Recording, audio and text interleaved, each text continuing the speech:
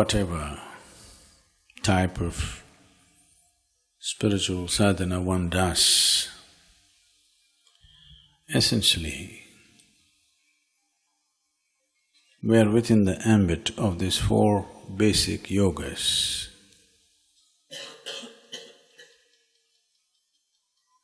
The yoga of the body, which we refer to as karma yoga. Yoga of the energy, which we call as kriya yoga. The yoga of intellect, which we call as the gnana yoga. And the yoga of the emotion, which we refer to as bhakti yoga or yoga of devotion. These are only four things. In these four things, only the yoga of the body and the yoga of the energy have concrete, tangible processes. You can move from point A to point B if you work towards it. But that of the intellect and emotion largely sets either a conducive ambience or a negative ambience. The significant difference between the ambience of intellect and the ambience of emotion is because the very nature of intellect is to divide everything. Whatever is given to you, if you have a sharp enough intellect, it's like a scalpel. It wants to cut it open and see. So that means if you had one problem, at the end of it you'll have two. This is the nature of the intellect.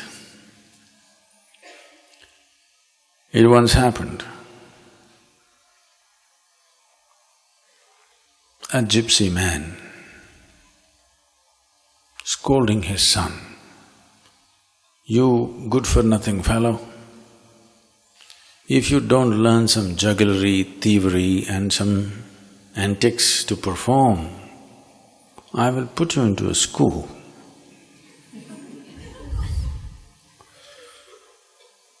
You will become an educated man and you will suffer from endless want."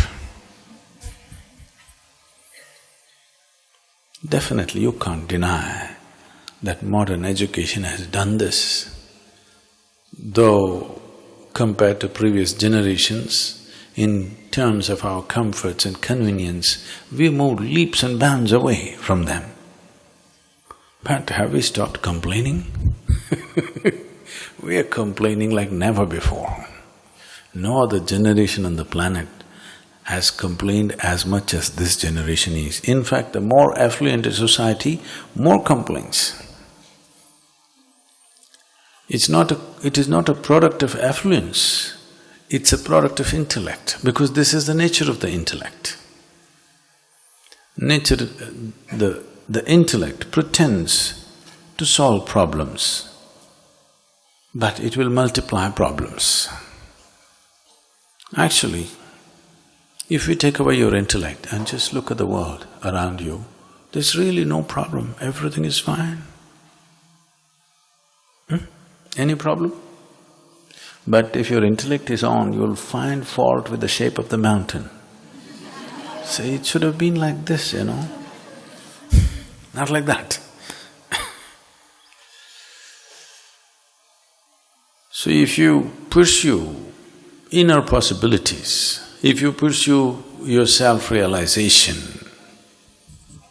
or if your ambitions are bigger than that, and intellect is the way that you conduct your body and your energy, because body and energy are tangible situations. Intellect and emotion, you don't know. Today, you look at it and this looks the right thing. Tomorrow you look at it, that looks like the right thing. Today with your emotion, you look at this person, this looks like the most beautiful person. Tomorrow you look at that person, that looks like the most beautiful person. Emotion gives you little more stability, but if you apply just your intellect, then you will see every day it will confuse you about every little thing in your life. The fundamentals of your life or the ambience of your life will never settle, always it's in question mark. This is what the modern societies are suffering from because they have become enslaved to their own intellect, not understanding that intellect functions only from the limited data that you have provided. But you have enslaved yourself to the intellect because intellect makes you look smart in front of other people. You will be dumb with life. You will not know how to simply sit here joyfully because you have to find a good reason. And as you get more and more intellectual, it becomes harder and harder to find that good reason. Yes? If you are a laughing, joyful person, nobody will consider you as an intellectual, do you know this? You must have a long face and nobody… he's got… not the long face, I'm talking about the right amount of beard if you're a man. If you're a woman, I don't want to describe those things. If you can say something that you yourself cannot understand, you must be truly intellectual. Emotion. When I utter the word emotion, there's a huge resistance, particularly in the Western societies, which India is picking it up rapidly. There's a resistance towards emotion because they have seen the worst of their own emotions. Fear, misery, anger, all kinds of things. But love is also an emotion, compassion is emotion, joy is an emotion, ecstasy is an emotion. If you had seen the most beautiful dimensions of your emotion, you would be for emotion. Because you have a display of the most horrible forms of emotion either within yourself or around you, now you have a resistance towards emotion. If you take to the path of emotion or devotion, if you create an ambience of the sweetness of emotion, within yourself you will be wow, wow, wow, but people think you're stupid, okay? If you are on the path of devotion, within yourself you're fantastic, but in front of people you look stupid. But that could be easily fixed. You just have to learn a few tricks to look smart in front of people, really. If you just don't smile and don't say anything, they think you're smart, do you know this? Yes. If you have a joyful face, they think you're stupid.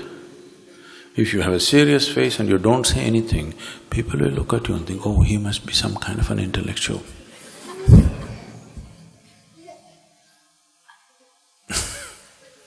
So if you take to the path of emotion, you have ambience of sweetness, but you don't know anything. But your experience of life is wonderful. If you're intellectual, you think you know everything, but your experience of life will not be good. Your only pleasure is that you get some pleasure with disdain. Looking at her, look at that stupid woman, looking at her, oh, I'm smart. You only enjoy disdain, you enjoy that you are little better than others because you can create more problems than them. If you choose intellect as a way for you, for your ultimate nature. First of all, in my estimate, I may be wrong, but I've seen people across the world. In my estimate, not even 2% of the people have the necessary intellect to pursue Gnana Yoga. It needs an extraordinarily sharp intellect. Most people's intellect is identified with who they are. Such intellect can never cut through all the tricks of life to arrive at something. It'll get all tangled up and come to philosophies and conclusions. Prejudiced philosophies will arise, realization will not happen. What is a 2-minute walk, they will take 2 lifetimes. Because the way of the intellect is to trip and trip and trip and trip. You can see this, even the scientific developments are going this way. They say something today, they already know after 5 years they'll say something different. It's not that they will discover this after 5 years. They already know that what they have said today is not really true. One part of it they are saying, after 5 years, this same thing will be different. Because this is the way of the intellect. An intellect can cut through certain physical realities. It cannot cut through the truth of life. You must be sharp enough to understand that. That's when you will listen to instructions. You know, you turn on the GPS and you do your own thing. I've seen a lot of people like this. They turn on the GPS and they do their own thing. Why do you need a GPS if you know it? If you're in your neighborhood, you know the way, you don't need GPS. You are in a terrain that you do not know, you listen. But no, intellect will not allow you to listen. The devotion looks like… Other people think that you're a fool because you're devout. Your experience will be great and the journey is always hastened because devotion is not for the dumb. Devotion is another dimension of intelligence. It is, if we have to say it in outwardly ways, intellect is wanting to conquer the truth. Devotion just embraces the truth. Devotion cannot decipher, but devotion can experience. Intellect can decipher, but can never experience. So this is a choice one has to make.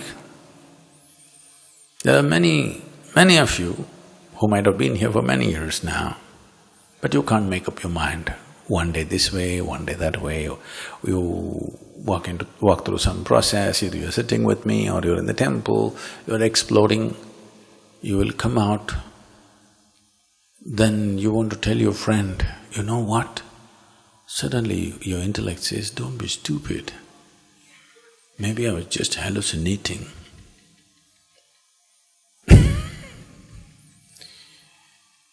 Your body and your energy, what they speak, the language of the body and the language of the energy is far more reliable any day to the language of your mind and intellect. Your body's ability to lie and your energy's ability to deceive you are very minimal. But your mind's or your intellect's ability to deceive you is phenomenal. It can endlessly tell you lies and make you believe that's what it is on that day and tomorrow make you feel like a fool for what you believed yesterday. So, if you listen to your body in your experience, if you listen to your energies, what they say is nearer to truth than what your mind says. It is because of this so much effort is taken to create or generate experiences for people, because What the body and energy says is far more real than what your mind says. Your mind is judging everything from what you know. It cannot arrive at a new dimension. It can only incrementally grow with information. Mind's growth is always incremental. A phenomenal change cannot happen in the mind. A phenomenal change can happen in your body. A phenomenal change can happen in your energies. But a phenomenal change will not happen. There is no quantum leap in your mind. Your body can take a quantum leap. Your energies for sure can take a quantum leap. But there is no quantum leap for the mind. Your intellect will only change incrementally, depending upon little bits of crumbs that it gathers over a period of time. It slowly changes. That's why I said what would be a 2-minute walk takes 2 lifetimes because of the intellect. Is intellect a bad thing? No. You're just applying it in the wrong place.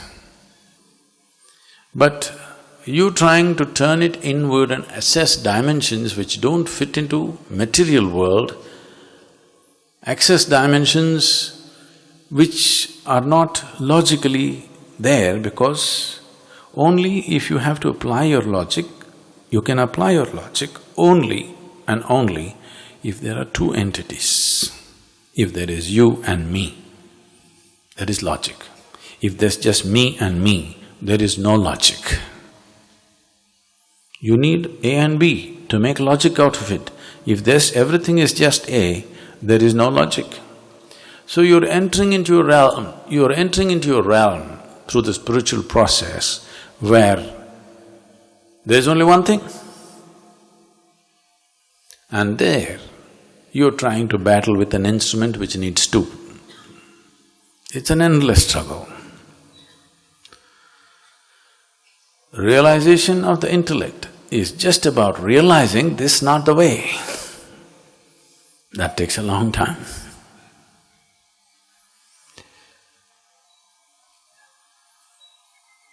Those of you who are flickering like tube lights for a long time, suddenly one day lighting up, another day like this, another day lighting up, another day like this in your spiritual process, you need to understand this is your fundamental problem. That when a big experience happens, your intellect recedes and it lights up. Again you go out, 2 days if you do some work, then your intellect overtakes your experience and questions the experience. Was that really true? Maybe I was hallucinating. Then you will see your struggles will start endlessly. Again we have to blow you, then for 2 days you're floating, again the silly intellect comes. You're not intellectually enough to realize you're not getting anywhere. That's a big problem. So don't continue to flicker like a tube light. If you go off fully and become depressed, you will know this is not the way.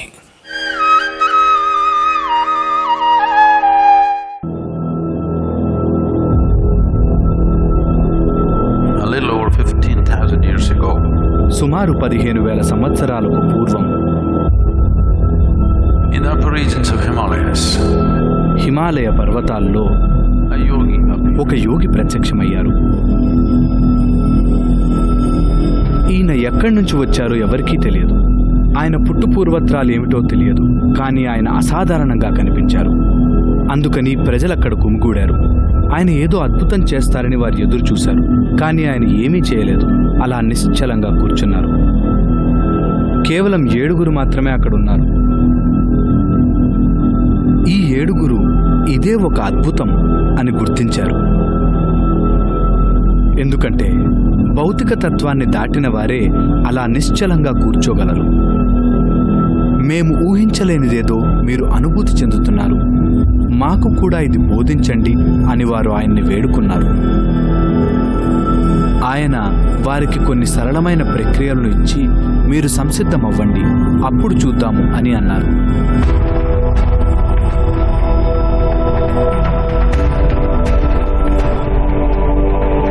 సాధన చేయడం మొదలుపెట్టారు.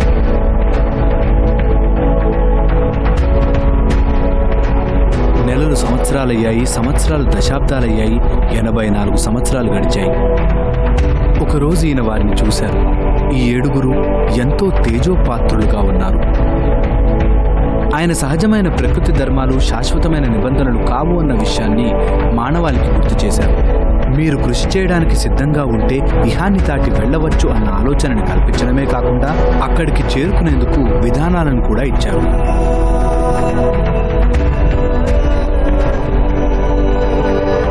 ఈయన ఎవ్వరికీ తాను పరిచయం చేసుకోలేదు, ఎవరికీ ఆయన పేరు తెలియదు. అందుకని ఆయన్ని ఆదియోగి అన్నారు. ఆదియోగి అంటే మొట్టమొదటి యోగి.